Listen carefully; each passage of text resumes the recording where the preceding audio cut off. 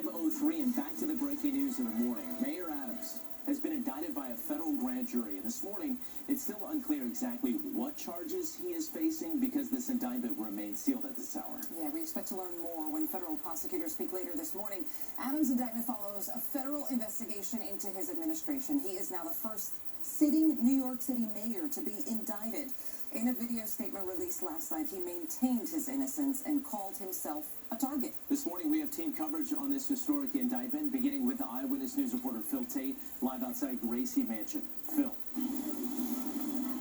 Yeah, Mike, Shirley, good morning. Mayor Adams spent the night at Gracie Mansion, and this as he becomes the first sitting mayor of New York City to be indicted. Well, this follows a federal probe taking a look at donations into his 2021 campaign. Now, the allegations that the mayor now faces, well, those are still unclear. Well, this as he's been under the microscope for months by federal authorities for possible corruption for nearly a year, which all started with questions about illegal contributions from the Turkish government, allegedly in exchange for pressuring the fire department to approve a new high-rise office building near the United Nations. Now, in November, FBI agents had stopped the mayor outside of an event and seized his electronic devices. Then in July, prosecutors subpoenaed the mayor as part of the campaign donation corruption probe. And days ago, we reported that that investigation had expanded. Well, last night, Adams was in Gracie Mansion meeting with advisors, and in a recorded video statement, the mayor continues to deny any wrongdoing. Well, we also spoke with Frank Carone, a longtime friend of Adams and his former chief of staff. Let's take a listen. He deserves his day in court, and he'll have it. We have one mayor who was elected. It's Eric Adams. I always knew that if I stood my ground for all of you, that I would be a target. And a target I became. For months, leaks and rumors have been aimed at me in an attempt to undermine my credibility and paint me as guilty. Now, we do believe that the mayor has received a summons to appear in court. Now, later this afternoon, we expect to hear from the U.S. Attorney for the Southern District of New York on more on these allegations. Now, as for when and if we'll see the mayor next, well, his public schedule right now, it remains clear. We're live outside of Gracie Mansion this morning. I'm Phil Tate, Channel 7 Eyewitness News. Phil, thank you. A spokesperson for New York Governor Hochul released a statement following news of Mayor Adams' indictment, and it reads in part, Governor Hochul is aware of these concerning news reports and is monitoring the situation. It would be premature to comment further until the matter is confirmed by law enforcement. We know Mayor Adams has a long history of service in New York. He worked for the NYPD, then moved on to the state Senate, where he represented parts of Brooklyn. Adams was elected Brooklyn Borough President in 2013 and was elected mayor in 2021. Hours before news of Mayor Adams' indictment broke, Congresswoman Alexandria Ocasio-Cortez demanded that he resign from office. And this morning, the calls are growing for the mayor to step down. Eyewitness News reporter Reagan Medji continues our coverage. She is live outside City Hall. Good morning, Reagan. Good morning there, Charlene. And we had those elected officials and also those who are running for Mayor Eric Adams' seat in the next election cycle. Some calling for the resignation of the mayor, others stopping short of that.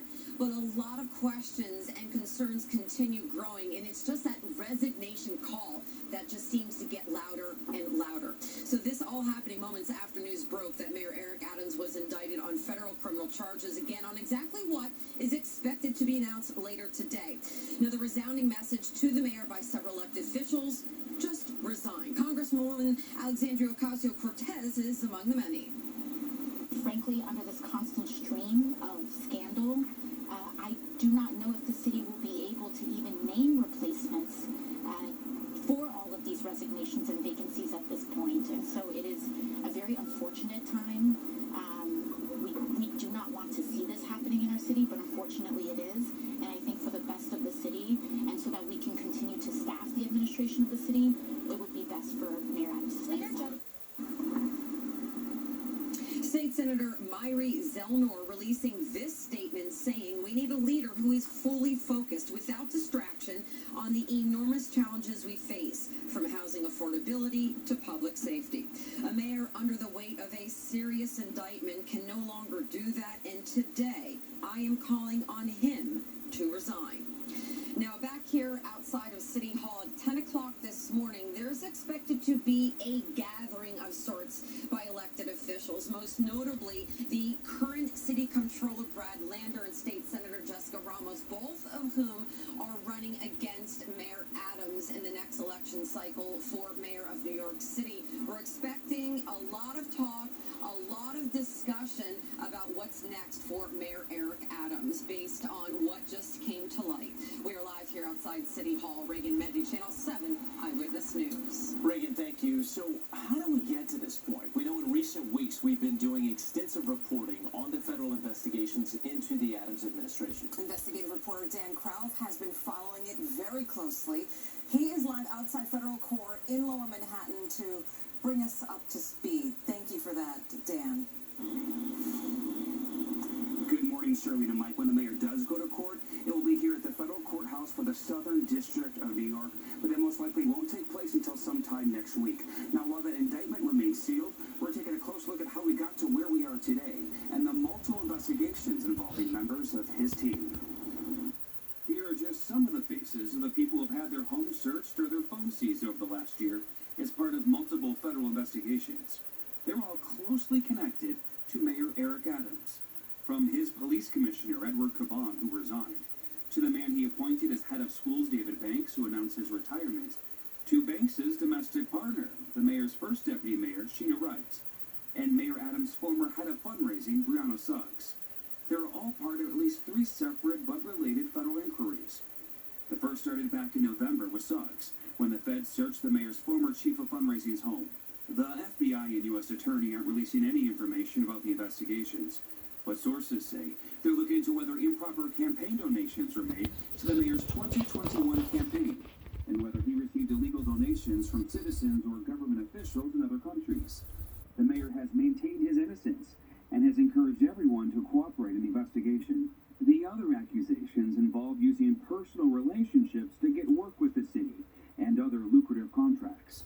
James Caban, twin brother of former police commissioner Edward Caban, is under investigation for possibly using his relationship in order to get work providing security to nightclubs. Commissioner Caban resigned, calling investigations a distraction. They both denied doing anything wrong. A third probe involved the 3 Banks brothers. Terrence Banks, the youngest brother of David and Philip, launched a consulting firm to connect businesses to government officials. Public records show some of those companies received millions of dollars in city contracts, even a personal meeting with his brother, the school's chancellor. Plus, Philip Banks, deputy mayor for public safety, used to own a security company, a company which, after it was sold, was awarded a multi-million-dollar housing contract. Phillips' brother's domestic partner, the deputy mayor Sheena Wright, sat on the board that approved the contract. Both David and Terrence have said they're not targets of the investigation.